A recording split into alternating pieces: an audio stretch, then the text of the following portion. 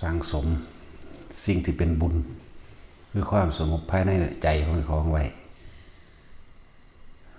สิ่งที่เป็นกุศลคือความรู้หนทางและแนวทางออกจากทุกข์ออกจากการเวียนว่ายตายเกิดความฉลาด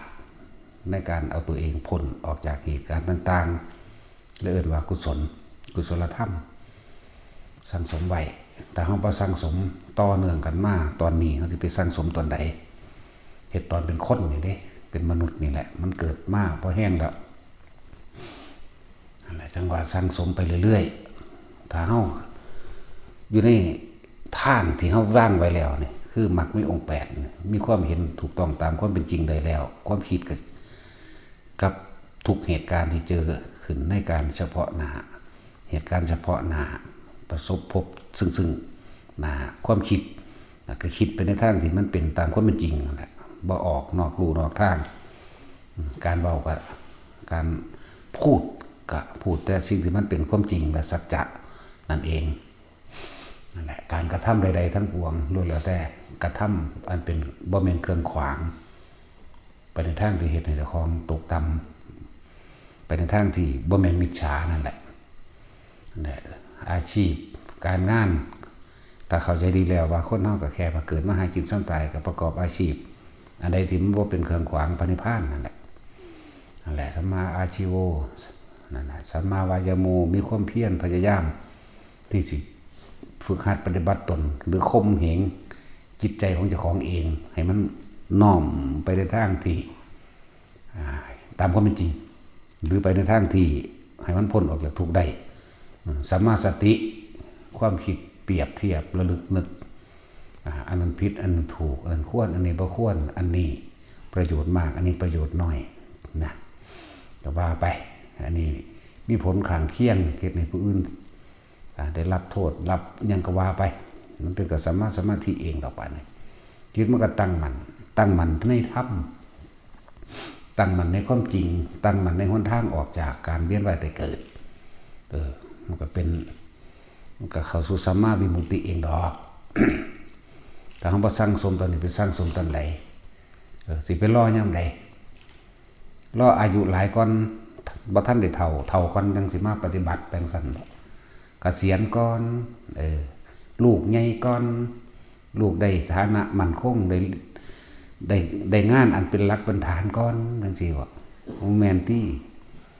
โอ้ยอยากน้ำหลานแต่ตอนว่าไฟมันจะแปลงสั่นแล้วนั่นแหละถ้ามีโอกาสเฮ็ดโลดลักษณะว่าดึงกันไปไหมเหมือนกับบุญกับบาปเปรียบเสมือนว่าคนสองคนปั๊มกันถ้าเขาออกกำลังไปทั้งบุญหลายๆบุญมันก็สนะกับปั๊มมาได้สนะมาเรื่อยแต่ละมือตัวบาปเหมือนกับนั่นแหละแต่มันอ่อนกำลังลงเขาบ่เห็นน้ำมันคือสัวเขาฝืนไปเขาฝืนมาสวดมนต์ทำวัดเขาฝืนมาภาวนาเขาฝืนท่องบทสวดต่างๆสิฝืนเอานั่นแหละเอิ้นว่าออกกำลังกายให้มันออกกำลังกายให้ใจให้เกิดกำลังใจเอิ้นว่าบาปก็บุญเปรียบเสมือนว่าคนสองคนปั๊มกันผู้ใดมีกำลังมากผู้นั้นก็ชนะผู้ใดอ่อนไหวไปทั้งบาปกับบาปชนะผู้ใดอ่อนไหวไปทั้งบุญกับบุญชนะไปเฮ็ดไปจังซี่ตัวนั่นแหละ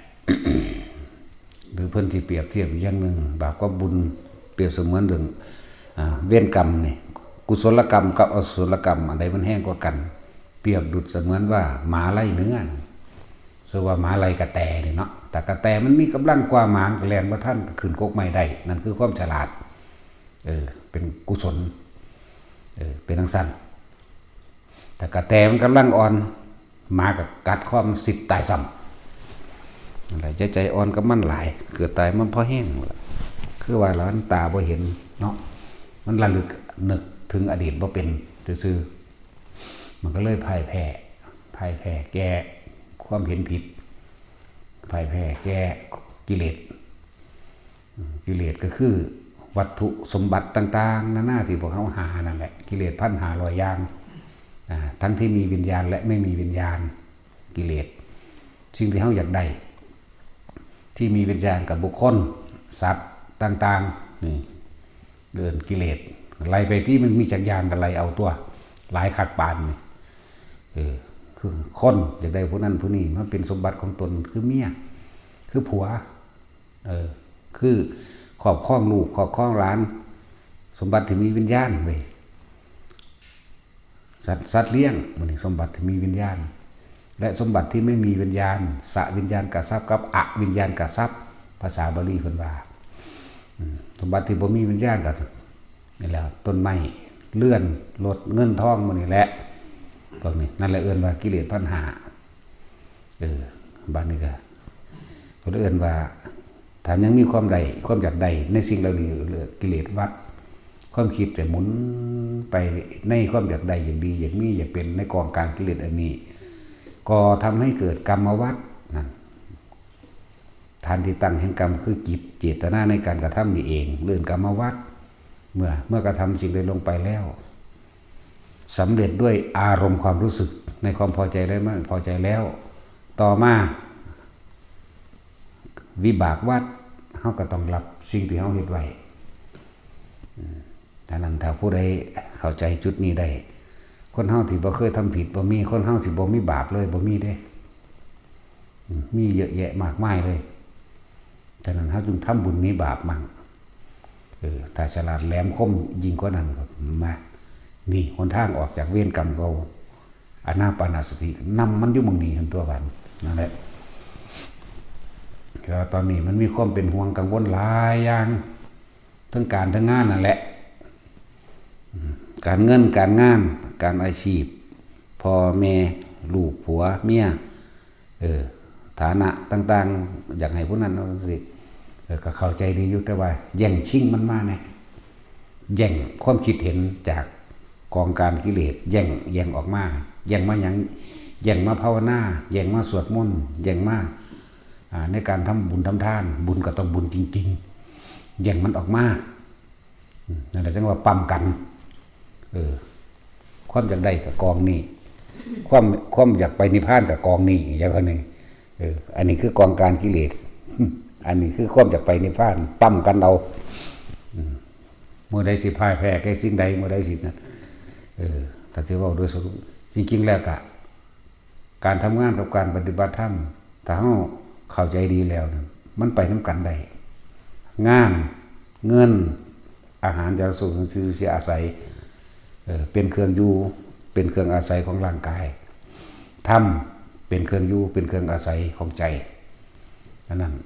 ให้มาฝึกหัดปฏิบัติธรรมทรงฌานเจริญฌานหรือทำสมาธิอย่าเอาความรู้สึกออกจากกายนี่คือที่แนะนำอยู่เรื่อยนี่กายก็ทำงานไป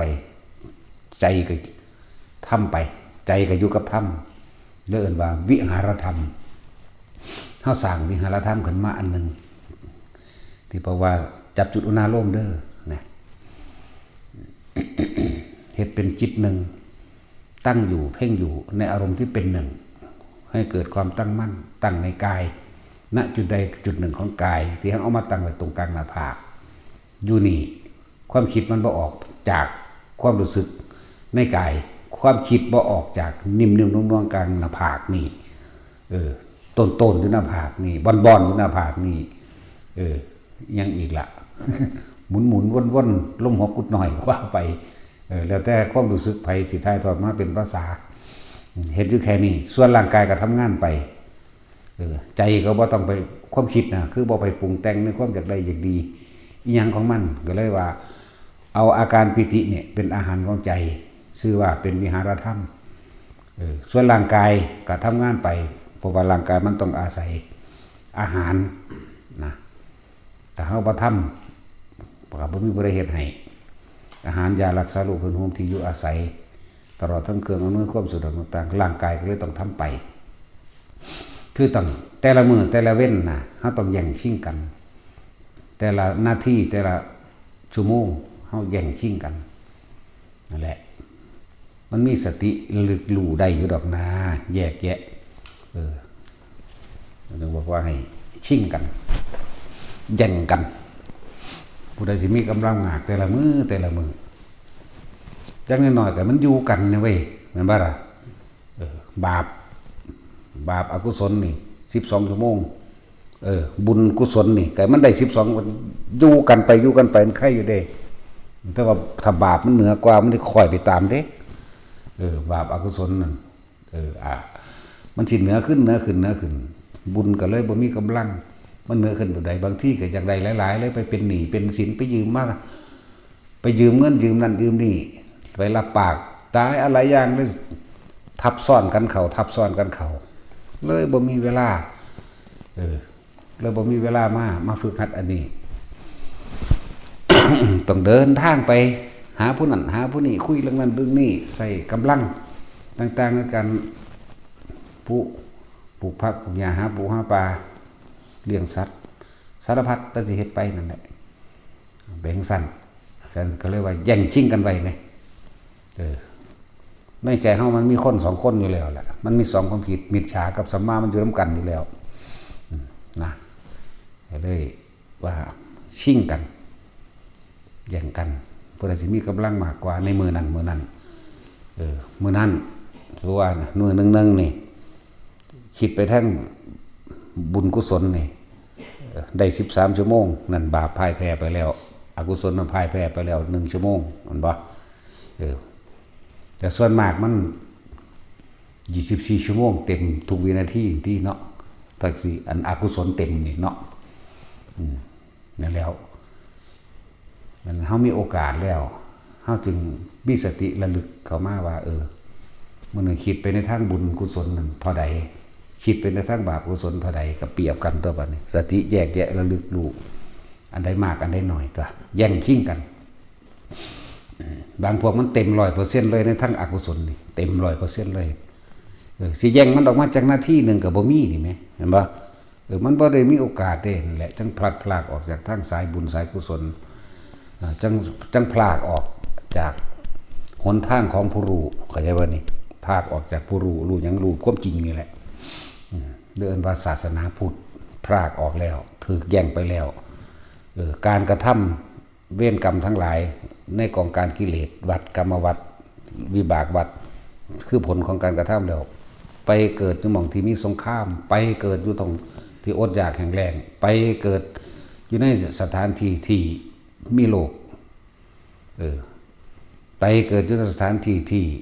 ติดได้หลายอย่างในมิจฉาทิฏฐิคือพวกนิโกรจังสิเนาะพวกเอธิโอเปียจังสิบางคนมีปัญญาดีแต่ว่าประเภทนี้ตลอดอิทธิพลทางศาสนาหรืออิทธิพลทางความเชื่อเนี่ยคมไว้บ่ให้สามารถเฮ็ดได้นี่จังสิก็มีเด้นั่นแหละเพราะว่านั่นลุ่มน้ำมันมีซ่อนมีความยาวตั้งหลายประเทศเป็นแหล่งที่อุดมสมบูรณ์คนเป็นหยังคืออดอยากคนเป็นหยังคือบ่กล้าเข้าป่าคนเป็นหยังคือบ่กล้าไปกินสิ่งเหล่านั้นนั่นแหละคำว่าอกุศลมันทับมันท่วมถึงสิคิดได้แต่ว่าคน100คนนี่ห้ามไว้เห็นบ่จะไปมันสิบ้านเมืองชิบหายเด้ ลักษณะนั้นนั่นแหละในหลายๆอย่างวิบากแต่เขาคิดได้นั่นนี่เท่ากับก็คงอยู่ตัวได้ใจได้ทำรู้ความคิดเจ้าของเองท่านความคิดเจ้าของเองได้ใจได้ทำก็ต้องใส่วิธีการคิดนึกเข้ามาไปทางสิเป็นกุศลธรรมตัวมันว่าล่ะฐานใดในโลกนี่สิสู่สมบัติอันยิ่งใหญ่ก็คือใจกับธรรมเท่านั้นเด้ใจที่เข้าถึงความจริงได้เข้าใจบ้างนี่ใจที่เข้าถึงผู้รู้ความรู้ใจที่เข้าถึงหนทางอันออกจากทุกข์นั่นแหละเรียกว่าศาสนาศาสตร์ก็คือวิชาความรู้ต่างๆแหละศาสนาหนทางเดินของผู้รู้นั่นแหละหลายสิ่งหลายอย่างที่ให้ทุกคนน้อมเข้ามาเพื่อให้รู้จักตนเองให้รู้จักแนวคิดของเจ้าของเด่นนี่ที่เว้ามานี่เฮาบ่บอกเอายอดให้จักบ่เฮาบ่บอกว่าทอดไข่อยู่ในตู้เด้อต้มมาม่าเอาเด้ออยู่ในหั่นหลายเฮ็ดไว้แล้วต้มน้ำไว้แล้วเห็นบ่ล่ะข้าวก็นึ่งสุกแล้วไปจกกินเด้อตั้งไว้หั่นครบเบิดแล้วเฮาบ่เว้าเรื่องนี้เฮาสิเว้าเรื่องตนมันให้ทุกคนมีความคิดเป็นของเจ้าของตัวเห็นบ่ล่ะให้คิดได้ด้วยตนเอง สัมผัสได้ด้วยตนเองนี่แหละเป็นอย่างคือว่าตั้งต้นมันแบบนี้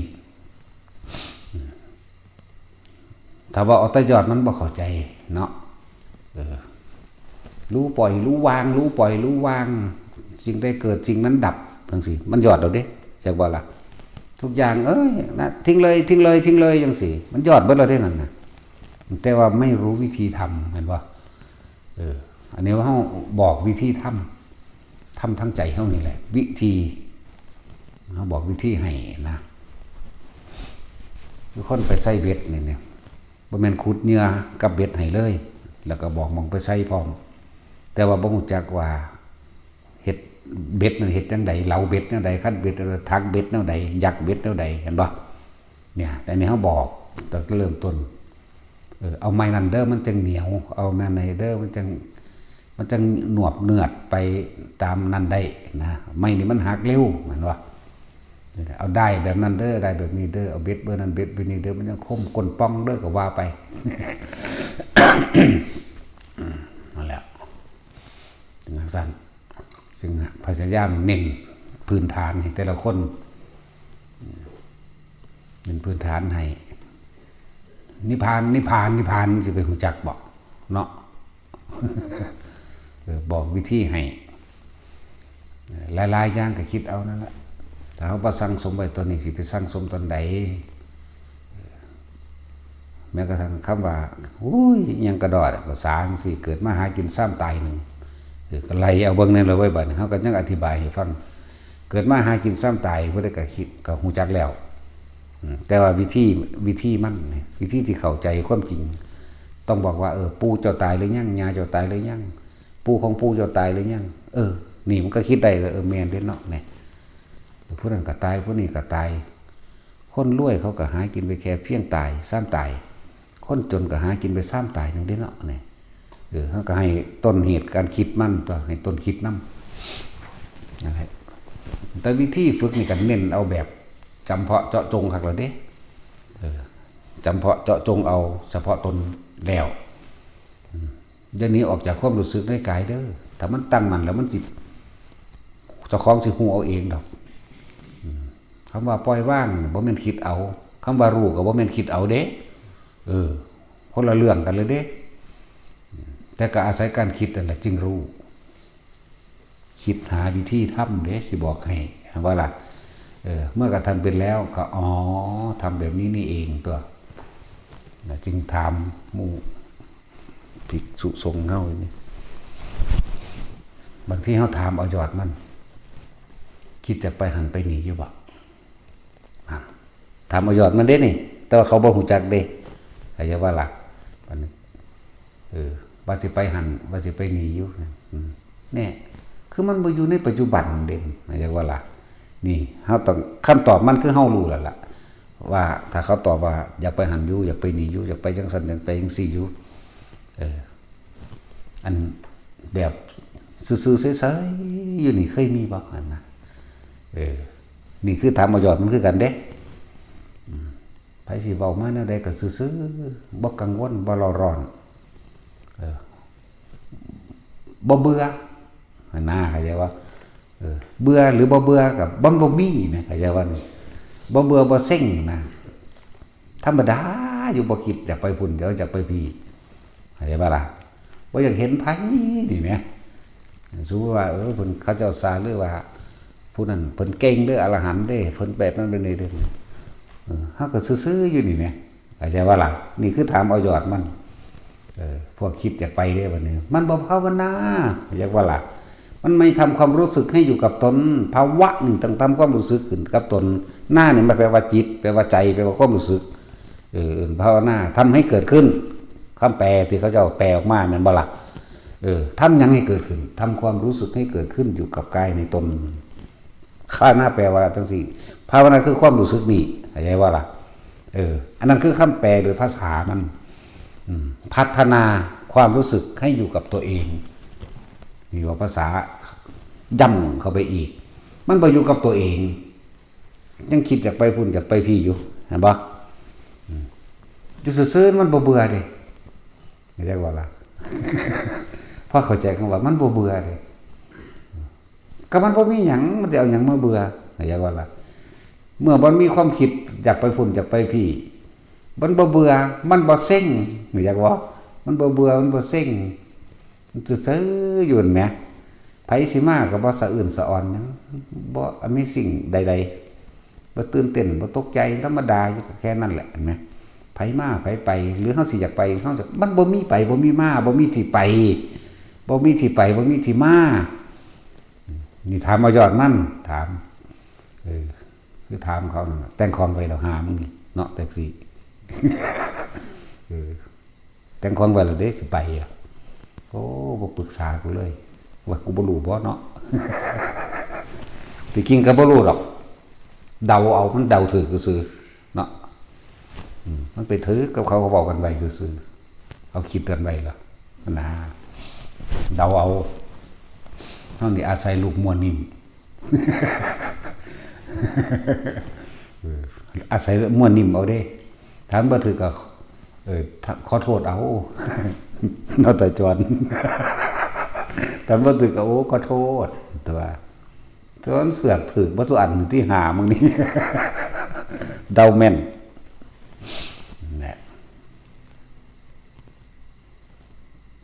ถ้าเราอยู่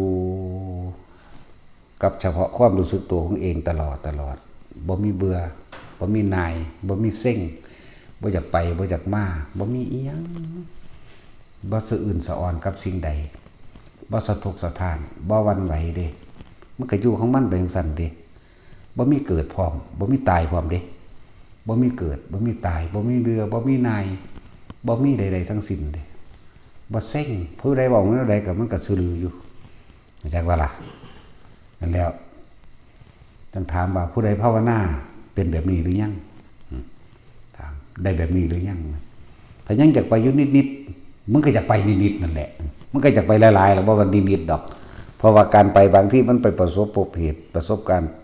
เหตุการณ์เฉพาะหน้าแม่นบ่ไปสร้างอารมณ์ในเหตุการณ์เฉพาะหน้าก็มีเด้เนาะอะไรจังว่าให้มันตั้งมั่นคักๆซะก่อนอยู่ในความรู้สึกตัวเองจนจับความรู้สึกเมื่อไหร่ได้เมื่อนั้นพุ่นละมีเกิดยังเกิดปั๊บเข้ามาในความรู้สึกตัวเองนวงเข้ามาโหลดผู้บ่นวงผู้ล้มก็ล้มเข้ามาโหลดแต่ว่านี่ผู้ล้มก็ล้มโหลดผู้นวงบนหัวบนหน้าผากนวงเข้ามาโหลดเกิดยังขึ้นปั๊บดึงเข้ามานี่ปั๊บโหลดการคุยเจรจาปราศัยกันก็คุยไปตัวความรู้สึกมันสิบ่แล่นไปตามการโต้ตอบกันเด้ไม่ใช่ว่าล่ะพี่เฮาอยู่พี่นั่นแหละให้มันตั้งมั่นซะก่อนให้มันเป็นตั้งมั่นกับความรู้สึกอยู่ในกายก็จะเอาให้กายยึดลักไว้เป็นดุจดังว่านกงอนไถแต่บ่นี่เวทนาแต่จะต้องในเวทนาความรู้สึกที่อยู่ในกายเห็นบ่นี่กายในกายเวทนาในเวทนานี่จิตมันคุ้มเบิดอยู่แล้วล่ะจิตเวทนากายจิตกายเวทนาเบิดอยู่แล้วล่ะพอทุกสิ่งทุกอย่างเกิดจากจิตความคิดนั่นแหละบ่ต้องไปปรุงแต่งว่าจิตไม่ใช่ความคิดนะบ่ต้องไปสนเขาดอกแต่เฮาบอกเอาแต่ว่าจิตบ่แม่นความคิดนะคิดถึงบ้านดูแม่นอีหยังสั่นแม่นบ่ล่ะจิตตอนนี้มึงตั้งอยู่ไสมึงสิให้ความหมายไปทางใดความจริงมันก็ไปสัญญาเกิดขึ้นแล้วเห็นบ่ล่ะทั้งที่บ้านบ่ได้อยู่หน้าต่อหน้าเฮาเด้แท็กซี่ตอนนี้มึงอยู่นี่คิดถึงบ้านดูรูปบ้านก็เกิดขึ้นในตาในความทรงจำโลดแม่นบ่นั่นแล้วแม่นหยังสังจิตคือหยังซั่น จิตไม่ใช่ความคิดอย่างโน่นอย่างนี้แต่ว่าพุ่งสั่นกูไปเห็นบวชได้แล้วเนาะ นี่เด้เว้านั้นได้ก็สร้างมันบ่คือเนาะ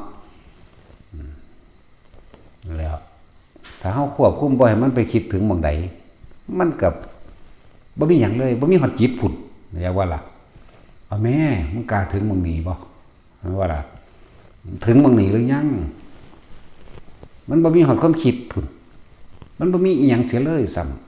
ำสื่อมันซื่อๆได้บ้างสุญญตาสุญญตวิโมกข์ไม่คิดไม่นึกมันเป็นแค่มาสื่อสารพ่อได้บอกกันซื่อๆได้ล่ะแต่บ่คุยกันบ่สมมุติมาคุยกันจะอย่างคุยฉันเพราะอันนั้นมันไม่แนวคุยหรอกบ่มีแนวเว้าได้ก็เด่นนั่นน่ะแล้วมึงวาดภาพอากาศได้บ่ล่ะเนาะ กูเป็นบ้าทำถ้ากูได้ไปวาดภาพรูปอากาศได้ไหมเนาะนี่ทั้งที่เห็นอยู่นี่มันมีอยู่บ่นี่เอามากูเบิ่งดูแม่นบ่ว่ามีบ่สั่นแท็กซี่เอามากูเบิ่งดูแน่ ก็แบบนั้นเลย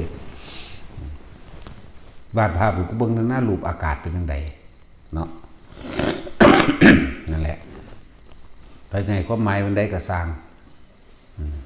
ตัวที่บอกว่าความรู้สึกบ่มีนั่นแหละเป็นอันว่าโอเคแล้วเข้าใจว่าล่ะแต่ตัวนี้ตัวเองตนทดสอบตัวเองเด้ตัวเองรู้ได้เฉพาะตนเองเด้บ่มีผู้ใดมารู้ความรู้สึกภายใดเด้อย่างว่าล่ะเอาเถอะหน้าเนาะความรู้สึกข้างในพี่ได้บ่แม่นความรู้สึกทั้งกายบ่ร้อนบ่หนาวเด้มันบอกตามอากาศได้อยู่อันนั้นเนาะมันออกตามบอกตามอุณหภูมิได้อยู่มึงร้อนอยู่บ่เลวสั่นเหื่อย่อยซ้ำซากอยู่ทั้งแดดมันสิตัวได้ติแต่ตะของมันตัวบ่ได้แหมเนาะนั่นแหละถ้าคนภาวนาสยางผู้อยู่กับลมก็ลมไปเลยหรือถ้ามันขึ้นมาเอาอาการปิติอย่างใดอย่างหนึ่งแต่ว่าเฮาเน้นสำหรับอยู่หม้องนี้ให้เน้นจุดเดียวบ่ซั่นมันหลายมันบ่มีหลักมันลอยเห็นบ่แต่ว่าเรื่องปิติ5นี่เดี๋ยวก็ขนลุกอยู่กับปิติอย่างหนึ่งแน่ก็ยังสงสัยผีบ่เห็นบ่เขามาเอาบุญน้ำกูบ่มั่งอันนั้นบ่นี่บ่มั่งนี่มันยังมีหลายคำตอบและเหตุผลนะเนาะบัดนี้ตั้งมันตัวเดียวนี่น่วงหน้าผากเด้อไปก็ดีบัดนี้เฮาจังคอยดึงปิติต่างๆออกมาใส่ประโยชน์มันหนักมันเป็นของที่มีประโยชน์อยู่นั่นแหละจังดึงมาใส่ หมายถึงว่าบ่จำเป็นต้องไปหาความหมายทั้งนอกอีกเรียกว่าจริงๆบ่ไปฟังไผอีกก็ได้เด้แต่มันเข้าใจแล้วควบคุมเฉพาะตัวเองโลดเห็นบ่ล่ะเฮาบ่หาแต่ไปฟังผู้นั้นเทศน์ว่าจังซั่นจังซี่จริงไหมมาถามเฮาผู้ใดจริงกับสิ่งใดก็ยึดติดกับสิ่งนั้นแหละผู้ใดไม่จริงกับสิ่งใดก็ยึดติดกับสิ่งไม่จริงกับสิ่งนั้นแหละแม่นบ่ล่ะนั่นแล้วอันถูกอยู่บ่นั่นก็ไปยึดกับถูกนั่นแหละถูกหรือจริงก็ไปยึดไม่จริงไม่ถูกเจ้าก็ไปยึดกับไม่จริงไม่ถูกล่ะ มันบ่มีผิดมันบ่มีถูกเด้ผู้บ่คิดหยังหรอกเนาะผู้คิดเนี่ยคือหาเหตุผลสรุปผิดถูกนั่นตั้งให้มันอยู่ในนี่รถนะมันบ่ไปรับรู้ของไผมาดอกหน้านวงอยู่หน้าผากอยู่หัวเฮานี่โลดหน้ามันบ่ไปผิดไปถูกกับไผมันบ่ไปบ่มากับไผเด้มันอยู่กลางเด้นั่นน่ะโอ้ยละนิวรณ์5ตัวเดียวนั่นก็พอแล้วมันสิไปมีหยังอีกละนิวรณ์5บ่กังวลในความยินดีพอใจในรูปกันเสียงอาจจะว่าล่ะบ่สงสัยใดมันก็บ่สงสัยตัวมันบ่คิดออกแหมมันอยู่หม่องนี้นึงแหมเห็นบ่ล่ะวิกิกิจฉาบ่มีอุทจักความโศกเศร้าเงาหงอยหรือเศร้าซึมความท้อถอยความอ่อนแอความหดหู่ใจจะว่าล่ะพวกนี้มันบ่มีแหมปฏิฆามันจะเกิดขึ้นได้จังได๋ท่านบ่คิดว่าซั่นตัวนั่นแหละบัดนี้มันอยู่กลางๆมันบ่มีหยังเด้มันก็ตั้งขึ้นเรื่อยๆความรู้สึกเฮาก็อยู่พี่เขาเฮ็ดหยังกันก็สร้างเถียงกันเบ้งบางตีกันฆ่ากันตายก็สร้างกูอยู่พี่เข้าใจว่านี่ก็เห็นอยู่เด้ว่าเขาตีกันฆ่ากันตายแน่แต่ความคิดของเฮามันบ่แล่นไปตัดสินหยังแม่นั่นว่าละความคิดละความเห็นอย่าเอาความเห็นแต่ของไปยืนยันตัดสินกับไผทั้งที่มันเห็นอยู่นี่แหละก็เลยว่าให้ทุกคนอยู่นี่อยู่ไสกระสร้างที่บอกแล้วว่าพวกไปน้ำปลาน้ำดงอย่าออกจากกายถ้าเราเอาความคิดออกจากกายเท่ากับย้ายที่ทุกข์ย้ายภพใหม่เกิดใหม่ดูจังสั่นบัดเฮายางปีนขึ้นตามทางเล็กทางน้อยทางขึ้นก้อนหินต้นไม้ยังอยู่ก็แล้วแต่ความรู้สึกอยู่ในกายมันบ่ได้อยู่ในต้นหินและก้อนไม้แล้วมันก็บ่ได้อยู่ในอดีตเพราะว่าเฮาสิไปสกลเฮาคิดไว้แล้วนั่นเฮากำลังคิดถึงอดีตเข้าใจบ่แล้วจากนี้สิเมื่อบ้านนั่นบ่แต่ว่าตอนนี้อยู่นี่ปัจจุบันนี่ยังบ่รู้ตัวนี่สิเมื่อบ้านความ ทรงจำทางบ้านเกิดแล้วเป็นอดีตเด้นั่นบ่ได้คิดเด้ตายเมื่อไหร่มึงก็ไปบังหันซะก่อนจึงไปตั้งอยู่ตั้งหันตั้งหลักอยู่หันซะก่อนนะอารมณ์ตัวพอใจบ่พอใจพี่เด้มึงสิไปพบใดบัดนี้สิเป็นกามภพรูปภพอรูปภพเว้าจังซี่มันเข้าใจยากกามภพรูปภพอรูปภพนั่นแหละเรื่องอธิบายฟังเข้าใจง่ายๆเอาเพราะว่าจิตมีที่ตั้งก็แปลว่าคิดถึงเห็นบ่สิใส่คำว่าจังไสซั่นแต่บ่คำว่าคิดถึงมันบ่เข้าใจจิตไม่ใช่ความคิดนะเขาว่าเป็นยังก็สร้างให้แม่มึงยังไม่ยุ่งหยังกับกูเนาะมึงคือบ่ภาวนานี่เห็นว่านี่กูบ่มีหัวจิตพุ่นถึงสั่นตัวนั่นแหละจังว่าหลายความหมายให้ตามลำดับของไผของมันเด้อแต่สิพูดถึงปัญญาของคนมันมีเนยยะพูดซ้ำๆพูดบ่อยๆฟังบ่อยๆฟังซ้ำๆจึงจะเกิดความเห็นได้ความเป็นจริงตามของเห็นได้ใช่ป่ะล่ะนั่นแล้วอีกอันนึงก็ขีปาพินทาขีปาพิญญาเป็นบ่ล่ะพวกตัสรู้เร็วทันทาพิญญาพวกตัสรู้ช้าหมายถึงว่ารู้ช้ารู้เร็วนึงได้ล่ะนะเดี๋ยวสิบอกเป็นไม้ยังบอกว่าแนวสิก็เลยเนาะพวกรู้เร็วพวกรู้ช้าแล้วก็พวกรู้เร็วรู้พวกรู้ปานกลางแล้วก็พวกรู้ซ่าๆอันปัทปรมะบ่ได้แม่นปัญญาเด้นั่นมหาอันนั้นบัวซีเราหรือบัวเราซีนั่นถามเราเท่านั้นแหละอันเราที่ซีมันบ่เอามาเว้าดอกแต่ว่าก็เทียบไว้ซื่อๆนั่นแหละอันพวกนั้นบ่ได้เอามาเว้าเรื่องปัญญาบ่มีเด้นั่นน่ะบ่ได้รู้เห็นแจ้งรู้แจ้งเห็นจริงตามความเป็นจริงในสิ่งทั้งใดทั้งปวงได้คำว่าปัญญานี่รู้แจ้งเห็นจริงตามความจริงในสิ่งทั้งใดทั้งปวงในกองสังขารนั่นแหละเขาจะแปลสั้นๆนั่นบ่ล่ะถ้ารู้แล้วมันก็ต้องไปตามทางตรงที่ของเห็นไปตัวตรงบ่ใช่ตรงไปมันบ่เกิดอันพวกนั้นบ่รู้เด้นั่นน่ะอวิชชาเต็มโตอยู่แล้วความบ่รู้ว่าทุกคนสะสมเด้อพวกใดเกี่ยวกับอยากดิดๆเด็ดๆนั่นน่ะฟังเรื่องของพระโมคคัลลาไว้ก็ได้พวกนี้จะเจ็บตัวหลายอยากว่าคนจากฝึกว่าให้เจ้าของมีฤทธิ์มีเดชเพื่อสิไปเรียกลาภสักการะหรือเพื่อสิให้ผู้อื่นมาเคารพนับถือหรือเพื่อสิมีอิทธิพลทางการข่มเหงผู้อื่นใดจังซี่เข้าใจว่าเจ้าของมีฤทธิ์มีเดชมันจะทดสอบทดลองเด้เห็นบ่ล่ะแต่ในการทดสอบทดลองเพื่อจะเอาชนะเขาหรือให้เขามานับถือตัวเองหรือเกิดลาภสักการะสิ่งทั้งหลายนั้นเป็นการบังคับมาทั้งเบิดนั้นกรรมนั้นก็ย้อนหาตนตัวเองคือเก่าบางศาสตร์พระโมคคัลลาเป็นม่านเด้ทูตสีม่านในศาสนาพระพุทธเจ้าองค์หนึ่งพระวิปัสสีนี่แหละพระอรหันต์องค์นั้น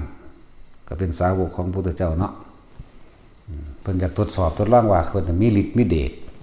สมณะทั้งหลายแล้วนี่บ่ได้เก่งสำเพิ่นก็เข้าหูเขาเด้นี่แค่นั้นคืออยากทดลองกว่าที่มีอำนาจเหนือกว่าค่ะอยากทดลองนี่มั้ยมันก็เสียดหูนิดนึงพระองค์นั้นพระพุทธเจ้าเนี่ยเหลือบตาเบิ่งเด้พอตั้งแต่แม่นตาออกนี้ตอนนั้นลงนรกมาแล้วคนมักแบบนั้นบัดนี้ก็สอนลูกสอนหลานเจ้าของให้ฝึกอีกศาสตร์ปัจจุบันนี่เพิ่นก็ถือคือกันเด้หลานเพิ่นเด้เป็นม่านน่ะเพิ่นเดินจงกรมอยู่หลานที่เพิ่นฝึกมาเองเด้นี่บ่มันย้อนขึ้นมาเพิ่นเล่นไสยศาสตร์มนต์ดำเพิ่นเล่นฤทธิ์เดชต่างๆในสมัยนั้นเพิ่นก็สอนให้หลานเจ้าของถ้าเฮามีฤทธิ์มีเดชเฮาสิปกครองคนสังคมแม่งเฮาสิอยากได้หยังก็ได้เองเพิ่นสิสอนไปนั่นล่ะคนที่อยู่ใต้อำนาจเฮาบัดซาดนี้ก็คือการหลานเพิ่นจักชื่อว่าได้ล่ะลืมชื่อละเพิ่นเดินจงกรมอยู่รู้สึกเป็นนักท่องเดินจงกรมอยู่เดินไปเดินมาเป็นอึดอัดในร่างกายเป็นนักท่องหยังกันแน่เนาะเลยกำหนดเบิ่งอันส่วนม่านผู้เป็นหลานนั่นก็ว่าบ่มีผู้ใดรู้เฮาได้นะเพิ่นก็กำหนดรู้ก็รู้ดูก่อนม่านออกมาเถอะก็คุยกันเจ้านี่เป็นหลานข่อยโดยซ้ำไปนี่ข่อยเป็นผู้สอนเจ้าในศาสตร์นั้นศาสตร์นี้ว่าไว้เด้นั่นแหละ พวกฤทธิ์เดชหรือว่าพวกอยากได้หูทิพตาทิพนี่มันเรื่องมากอยู่เด้อสิบอกให้เด้อมันอยากกังวลกับสิ่งที่ได้ยินมันอยากกังวลกับตาที่เห็นอยากบ่ล่ะเพราะตนเองบ่ทันได้ตั้งมันโอ้ยเอาอรหันต์ก่อนหน้าไผก็เลยจังเอากระไดกับที่หลังพวกนั้นเนาะมันจังบ่หวั่นไหวกับสิ่งที่หูที่เห็นได้ยินได้กินเนาะมันแม่นเด้ พวกว่าท่านได้ตัดยังขาดได้แต่ว่าไปได้ฤทธิ์เดชก่อนเห็นบ่เทวทัตเป็นไดลงนั่นสั่นตัวมีฤทธิ์มีเดชพระนาคิตะภาษาคละมีฤทธิ์มีเดชเข้าใจว่าเจ้าของสิเก่งอยู่ตลอดที่ภาษาคละเนาะที่เพิ่นกินเหล้าเมาไหมนั่นบ่เพิ่นไปปราบพญานาคได้โอ้ยเขาก็ยกย่องเขาก็ย่องได้สั่นโอ้ยพระคุณเจ้าเก่งสั่นจังซี่พระคุณเจ้าปรารถนาสิ่งใดอยากได้อีหยังเป็นที่พอมีอาหารชนิดใดหรือนั่นจะเขาอยากถวายเด้อโอ้ยอันนั้นแดงๆก็ตีนนกพิราบแล้วสั่นเราเขาก็ตั้งไว้ทุกเฮือนที่เขาก็ใส่ขันตั้งเลี้ยงไหลทรายก็นำมาเลย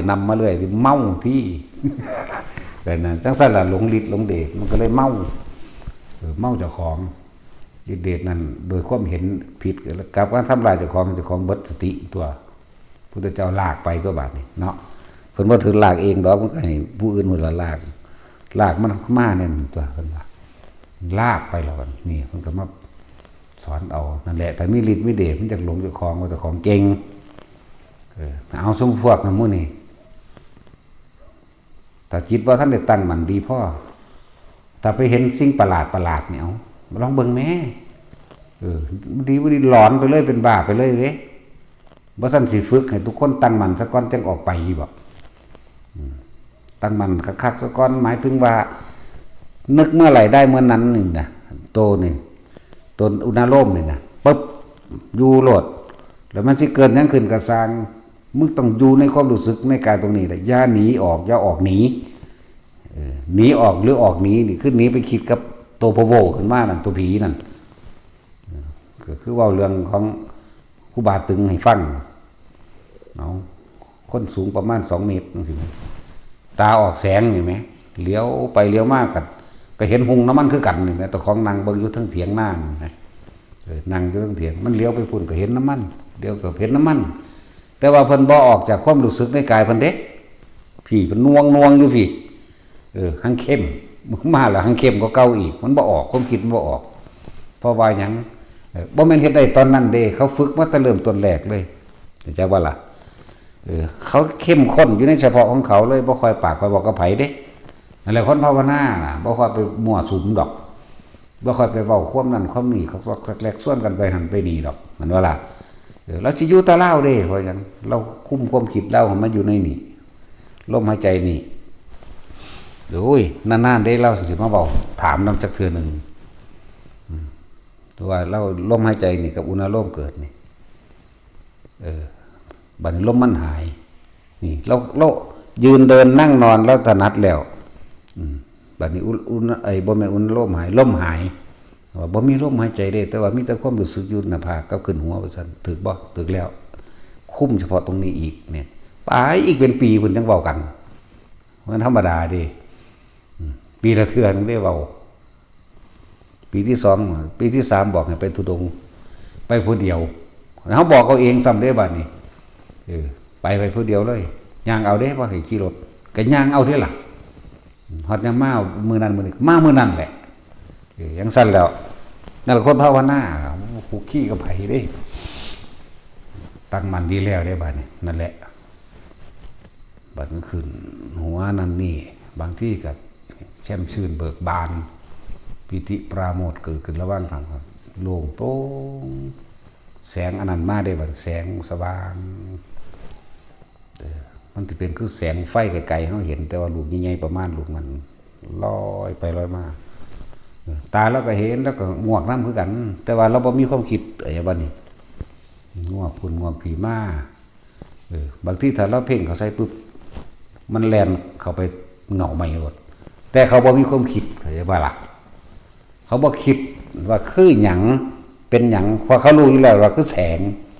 เขาก็มองเห็นทางใดเห็นกกไม้ใดเหมือนกันแต่เขาบ่คิด ผีบ่แสงเพชรบ่แสงธรรมบ่หรือเครื่องยืนยันว่าแต่ของบรรลุนั่นนี่บ่ตาทิพย์บ่หรืออีหยังกระสร้างมันบ่มีก็จะว่าล่ะแต่ว่าเหลียวเบิ่งจ้องไปซื่อๆเดบแบบบ่ได้คิดว่ากูสิจ้องเด้จ้องไปซื่อๆปั๊บหายโลดมันแล่นเข้าเงาไหมโอเคนะนั่นแหละคือผู้เขาเจ้าตั้งมั่นดีแล้วเรียกว่าล่ะย่านก็บ่ย่านกล้าก็บ่กล้ากลัวก็บ่กลัวเป็นตามธรรมดาทุกคนนั่นแหละผู้จังสั้นนั่นผู้มีอุปนิสัยเห็นนั่นเห็นนี่อยู่แบบนั้นคือเขาเจ้าเห็นเขาเจ้าก็เห็นมาหลายอย่างนั่นแหละแต่ว่าเบาหน่อยซื่อก็เลยว่าให้บ๊อบบี้มันตั้งใจแห้งให้ไปกับผู้จังสั้นผู้ประปรุงแต่งกันนะคือผู้นั้นสามารถเป็นให้เป็นครูเป็นอาจารย์ได้แล้วนะ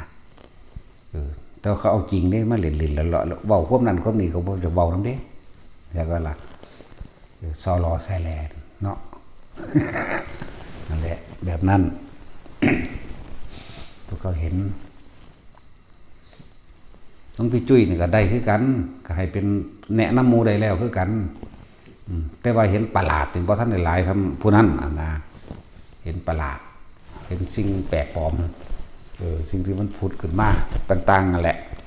นิมิตต่างๆกลิ่นต่างๆเสียงต่างๆก็เห็นคือกันแต่ว่าหลายทอผู้นั้นเพื่อนเห็นหลาย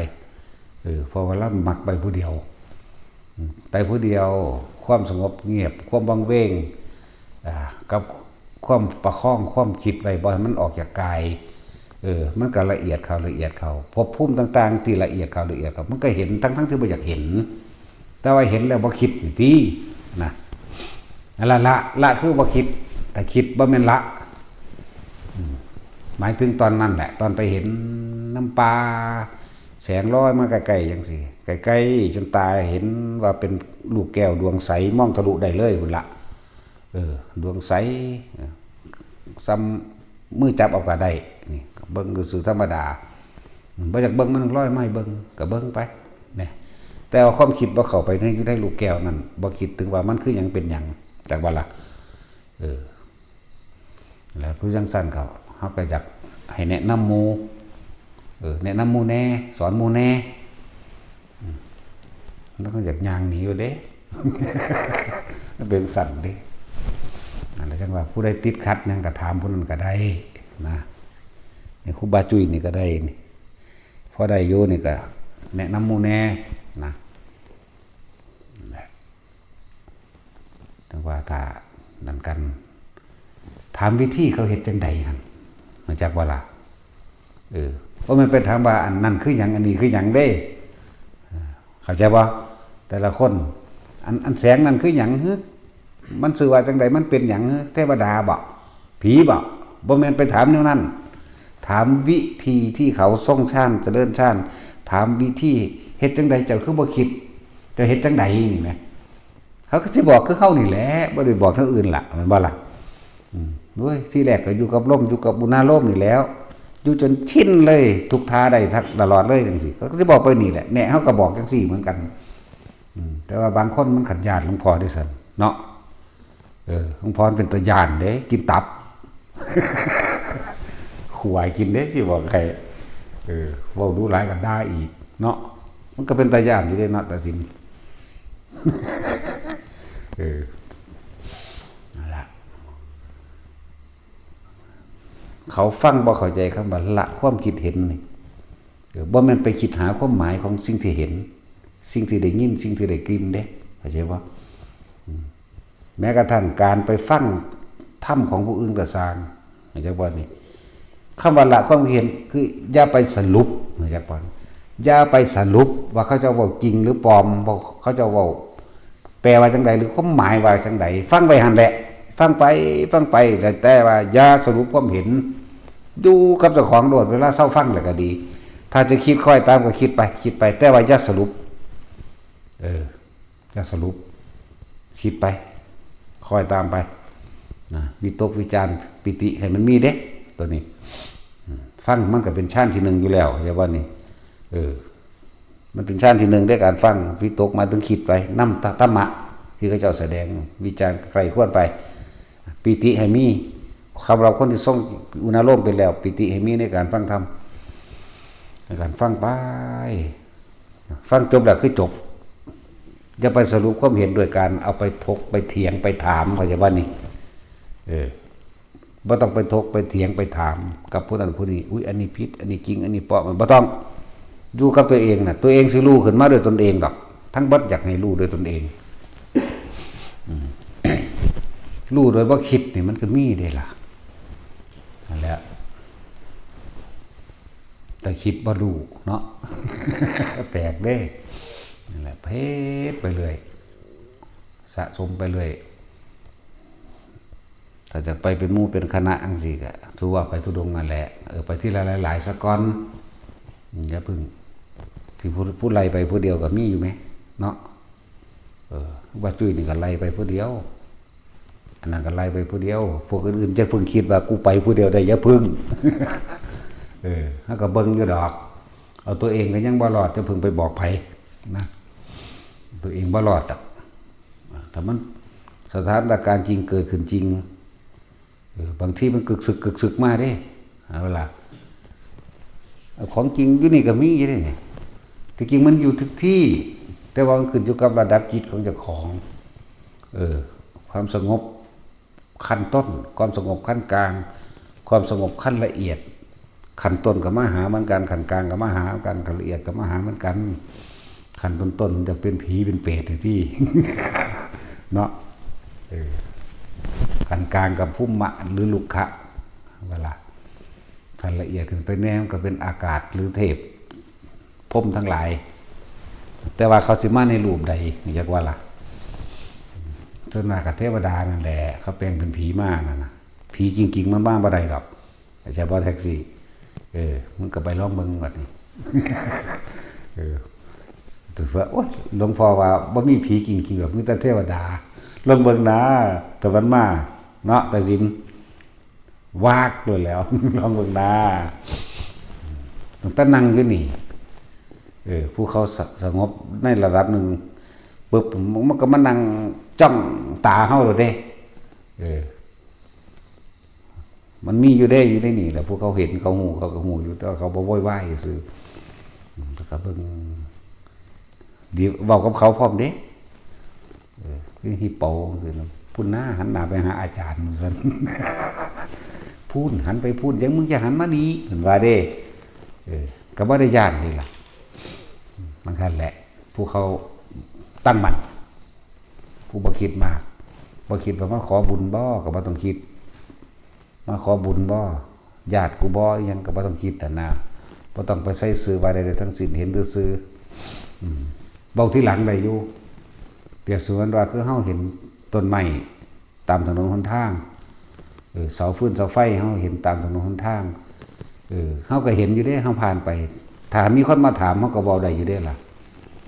เห็นอันเสาไฟบ่อยู่บังหันบังนี้สามแยกอันนั้นหน้าแหมเข้าใจว่าล่ะคือจังเสาไฟอยู่ทางซ้ายมือเด้อฮอดสามแยกแล้วเจ้าเลี้ยวเห็นเสาไฟอ๋อนี่ก็ไปทั้งบ่ได้คิดกับเสาไฟแหมเข้าใจว่าถ้าคือมึงเข้าใจบ่นี่นั่นแหละเอาบอกกันที่หลังได้แต่ตอนที่มันเกิดเหตุการณ์ขึ้นซึ่งหน้าเฉพาะหน้ากันนี่แหมนี่ในเหตุการณ์เฉพาะหน้าเนาะมึงเอ๋ย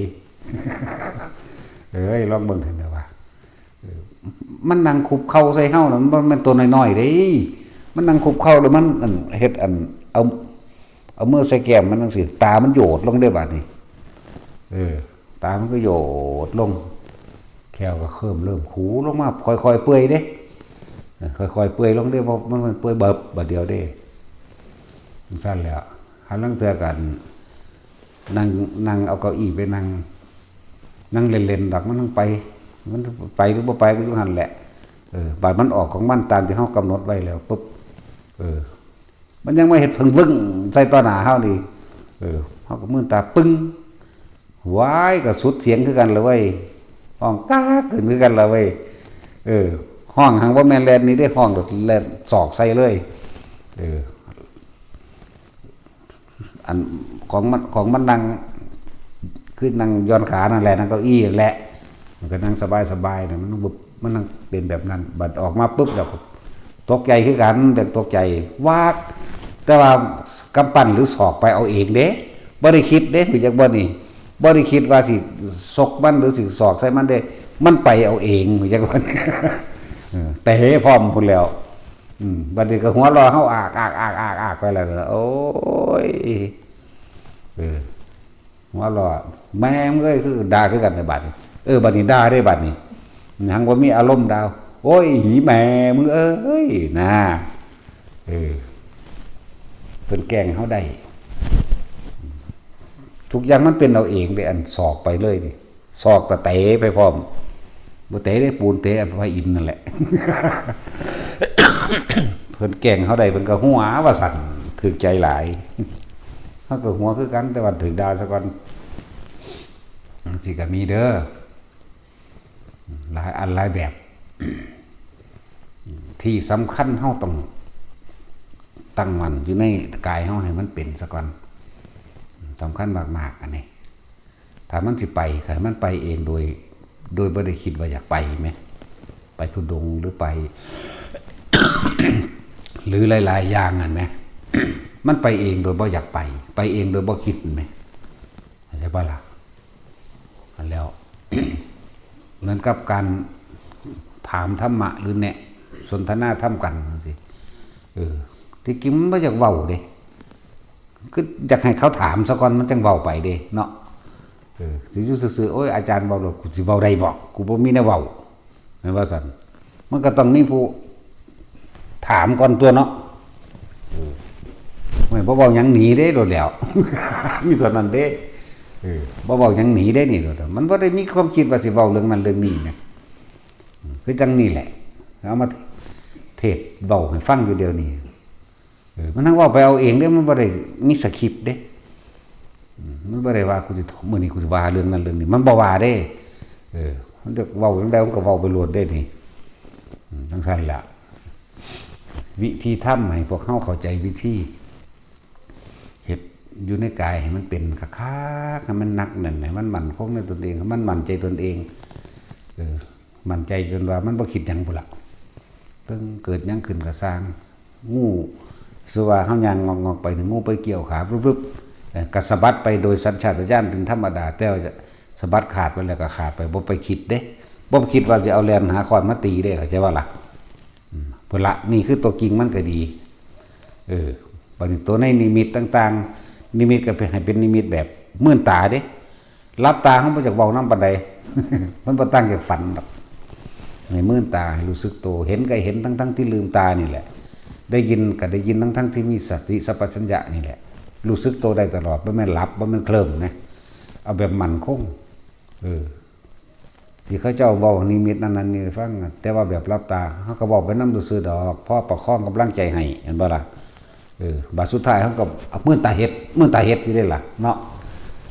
จะรับตาหลายมื่นตาแน่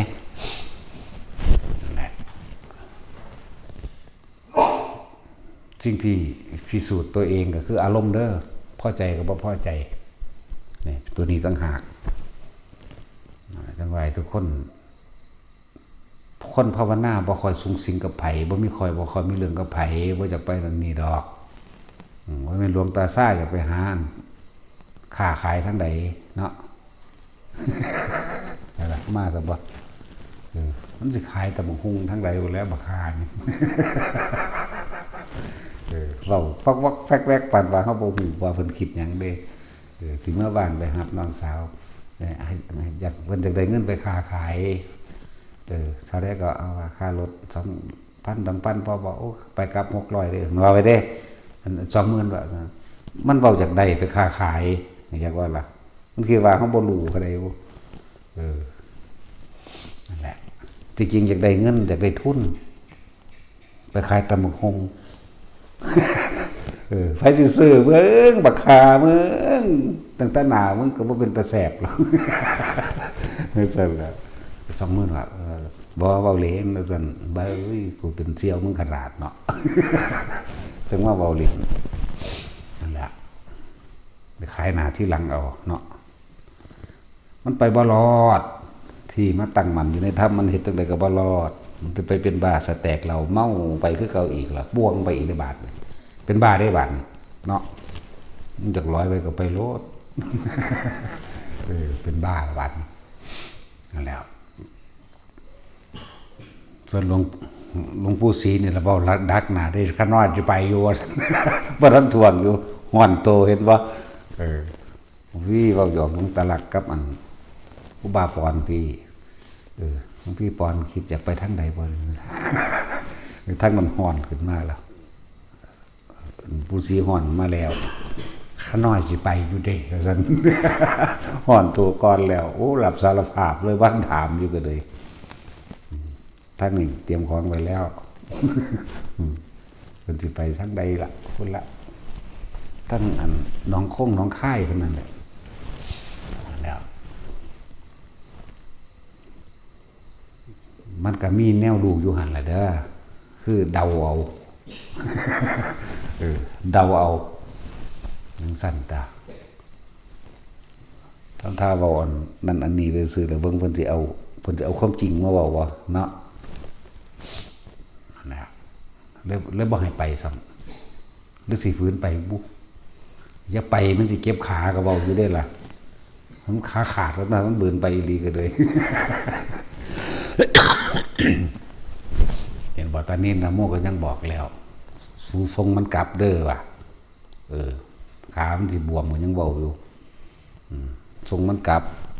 บ่ต้องให้มันไปนำมันยากเห็นว่านั่นมันไปได้จักมื้อนั่นเห็นว่าสแตกหลายๆสแตกน้ำหลายๆกินน้ำหลายๆขามันถึ่มลงเลยเด้มันถึ่มมันบวมมันย่างยากมันเป็นอ่อนโตเบิดนักขาเลยเด้ขนาดเขาเป็นมาก่อนเขาก็เขาสิหูจักมันบ่ล่ะแต่ว่าเป็นมาก่อนสิหูจักบ่อะไรจังหวะแนะนำทุกแบบทุกอย่างแล้วเนี่ยเป็นมาก่อนแล้วก็วิธีต่างๆที่ฝึกหัดมากรรมฐาน40อย่างเป็นเบิดเป็นมาก่อนเบิดแล้วก็นอกเหนือนั้นไปอีกเป็นเครื่องเล่นต่างๆสารพัดก็เฮ็ดมาก่อนเป็นเบิดมโนมยิทธิเครื่องกำลังเต็มกำลังย่างออกจากร่างกายนี่ก็เป็นมาก่อนเบิดมันเลยไปหั่นนะก็เขามีหลักกับศีลเป็นมาก่อนเบิดปานนั้นหลวงตายังว่าเอียภาษาสั้นอยู่โอ้ธรรมดาเด้ถ้ามึงออกจากหูดังย่ำใดนี่มันก็แค่มันใหญ่มองทุกนี่แหมเพิ่นเว้าซ้ำนี่นึงเด้มันบ่ได้เว้าดูเด้ปีนึงเว้าเทื่อนึงหรือ3ปีพุ่นบ่เว้าเทื่อนึงนั่นน่ะไปฝึกอันนี้ฝึกอันนี้ฝึกอันนี้เอาไล่เฮาไปฝึกเฮ็ดหยังแต่บ่ให้เอาเนาะแต่พอเสือกเป็นอีหลีที่ฝึกก็เป็นอีหลีเป็นเบิดทุกอย่างที่เพิ่นบอกบัดกลับมาก็ว่าแต่โอ้ยแต่สั่งคือหยังนี้เด้ทางนึงมันยิงพยองมาไปแห้งไปจักว่าเบิดบันตาดบ่สู่กูเด้ฝุ่นฮอดดวงตาพุ่นเด้บ่ธรรมดาเด้ว่าเพิ่นบ่เก่งสมเจ้าของนี่ธรรมดาบ่มาสู่กูพุ่นเด้ตีหาเด้เชี่ยวมากทวนอยู่ตอนนั้นเพิ่นสิเป็นอ้วนๆแน่เด้ตอนนั้นอยากก็เพิ่นบวมยาหรือยังของเพิ่นพูดแล้วนั่งเชี่ยวงามอยู่แต่เก่าเขาบ่มาแบบนี้แหละแต่ก็มาเฮาก็เลยนั่นแหละเขาไปก็ไปกราบแบบสิเลี้ยงมึงจะกึ่งนึงนี่แหละคือกึ่งเลี้ยงเฮ็ดตาสิงยังมึงจักหน่อยนี่แหละสร้างสั่นละสั่นถ้ามึงออกจากหูดังซ้ำมึงใหญ่ที่ถูกฮอดบ่เบิ่งเฮาในตอนเว้าแบบนี้แหมเฮ็ดสิงยังไปเบิ่งผู้อื่นพุ่นเฮาก็หมู่อยู่หั่นเลยแล้วเลยอันนี้นึงเด้ว่าธรรมดาเด้อันบ่แม่นว่าสิมาเว้าเอาแบบนี้เด้เพิ่นลักษณะการสอนของเพิ่นสอนแบบดูถูกความเด้อยากว่าสอนดูถูกสอนไล่หนีเด้บ่แม่นให้กำลังใจเด้คนละอย่างคือหยังนี่เด้บ่มีการให้กำลังใจกันแล้วกันสอนแบบดูถูกอย่างว่านี่นั่นแหละเป็นจังซั่นอันนี้เฮานี่โอ้เอาวัตถุอย่างก็โลดหามึงนี่เนาะ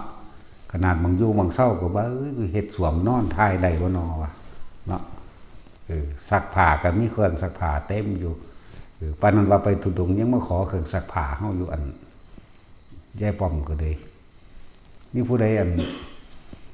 ใจายค่าเครื่องสำอางเล่าสำบ่ล่ะ เครื่องสำอางเฮ้ยปานนั้นว่าเป็นเมซี่เนาะน้ำหอมจักยี่ห้อบุแล้วบนอันฟาคริสตันยังมาจากฝรั่งเศสพุ่นบ่ ธรรมดาบ่บำรุงผิวยังอีกบุตะกี้ออยออฟอุรานเพราะเฮาฮู้แล้วสิสั่งแนวใหม่คือโอ้ยเว้าเฮ็ดหยังบ่ท่าของหอมบ่นอนที่นอนหนุ่มที่นอนสูงเนาะซั่นตัวแล้วเราก็จังเว้าให้ฟังอยู่ว่ามันลำบากกว่านี้อยู่แต่ว่าให้พวกเจ้านั่นนั่งลงสมาธิเดินจงกรมอยู่หั่นเบิดมื้อเบิดเวทโลกปัญญางมาคิดห่วงหยังกับแนวหมู่นี้เนาะผ้าก็จะเอามือซักบ่ได้บ่แม่นบ่มีมือบ่จักได้เครื่องซักผ้าไปทุดงเครื่องซักผ้าแบกไปในป่าดำโอ้ยมันจะคิดยากว่ากูสิไปหาพลังงานแสงอาทิตย์สาดไฟให้พุ่นล่ะเด้อแบดสิว่าว่าอีกบ่โอ้ยเนาะจะไปหยังไปจังซั่น